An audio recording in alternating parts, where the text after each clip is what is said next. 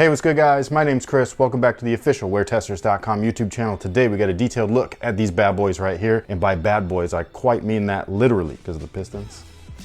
Huh? And these, my friends, are the FILA GH3, also known as the Grant Hill 3s. Also known as, this is awesome, should have said also known as, part of the GH3ONE3 Collection. Hence the intro, in case y'all didn't get that. Okay, go watch 8 Mile. It's an awesome movie. Eminem versus Falcon. I can't just...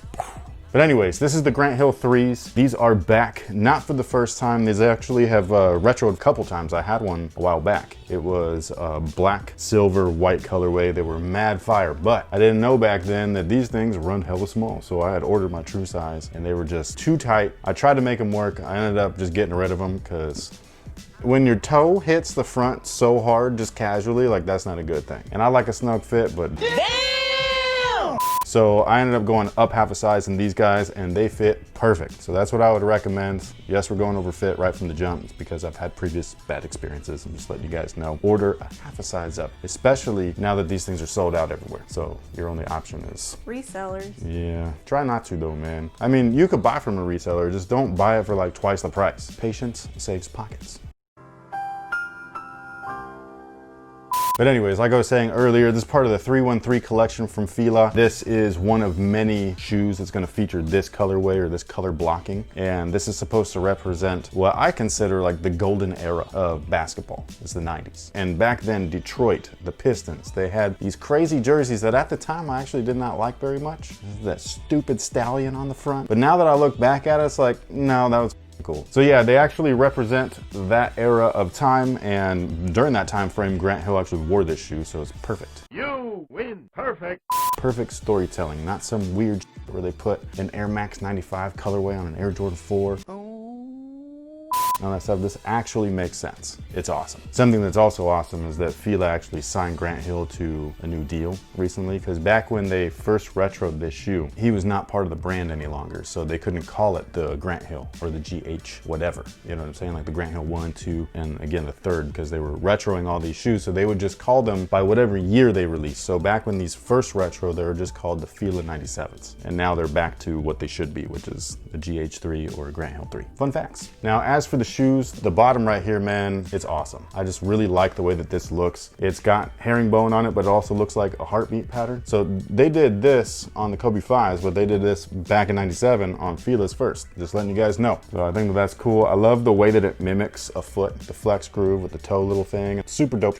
Now the cushion on these guys is supposed to be 2A cushion. Even when I first reviewed this shoe way back when, I really don't understand or know what 2A is. There's not any information online. I've seen a couple of pictures, so I can show you this little diagram, but I have no idea what anything says on this thing because it's not in English. From what I could see from the pictures and what I could see in the little translucent circle there is that 2A looks like a foam compound, and it's almost like what they do with midsoles nowadays where they kind of core it out so that they allow for compression and expansion of the foam and stuff like that. It just kind of looks like that. So it looks like just a bunch of little pillars with vacant space, so that when you compress that area, it expands the foam down and out, giving you a bouncy kind of like sensation. And that's exactly how they feel underfoot, at least in the heel. It's not in the forefoot. Funny thing is that all of this right here is foam and none of this is midsole. It's a different foam on the outside versus the end. Yeah, so like you can see where the line starts right here. Under that is the midsole, which means you are about as close to the ground as you are in a pair of Jordan 1s in these, man. That's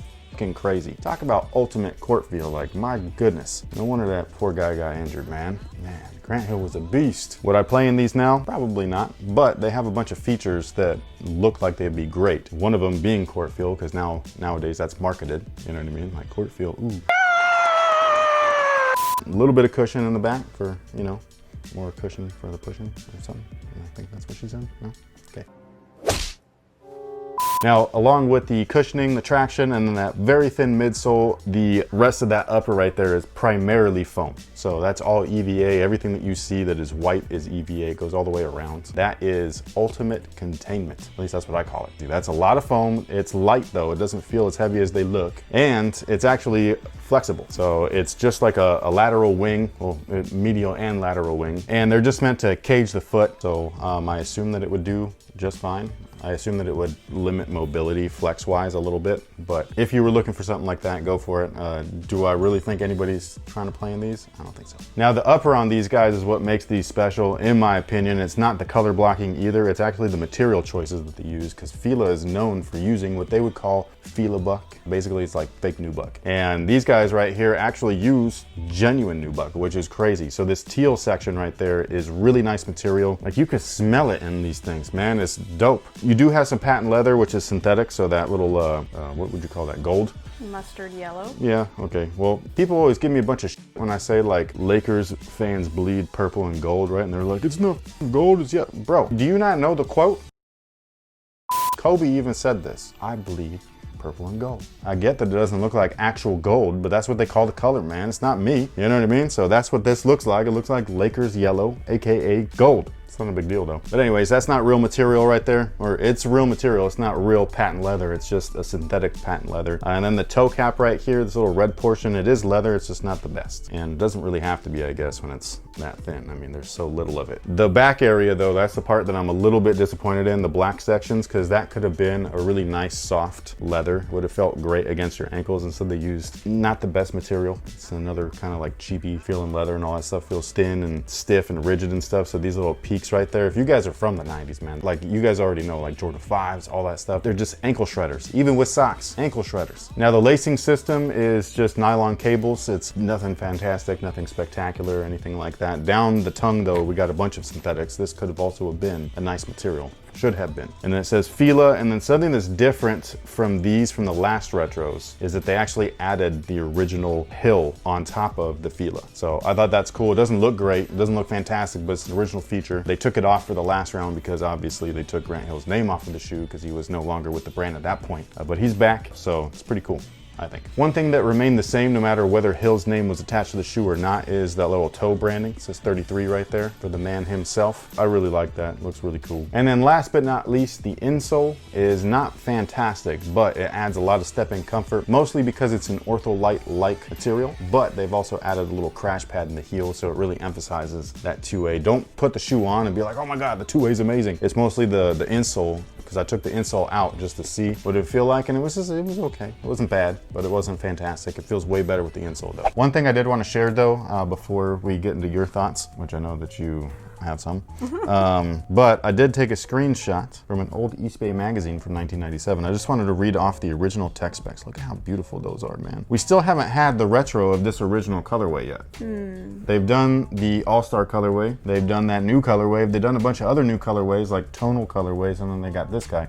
Where's the OG one, man? What are y'all waiting for? But anyways, these guys right here, it states that, it's actually really funny because this is not reflective upon the retro product, but it says, no one is more serious about his game than Grant Hill. FILA now introduces a shoe with such outstanding craftsmanship. I don't know if FILA wrote that or if that was an East Bay thing. It captures the pure presence of what a serious player looks for. Superior support and comfort, free-flowing lightweight upper, which is true, CMR midsole with a graphite midfoot shank, and then they retailed originally for 99 bucks. Was Grant Hill the guy where when we went to the Under Armour event, that one guy was talking about how he brought him back to health, or no? Yes. It was? Yes. Okay. Yes, on the Phoenix Suns. His ankle got hurt here. He went over to Orlando. Him and T-Mac were supposed to be that next big like 1-2. The duo? Oh man, but they both were just plagued by injuries and they didn't really play together. Like I think they had like a handful of games together from what I can remember. And then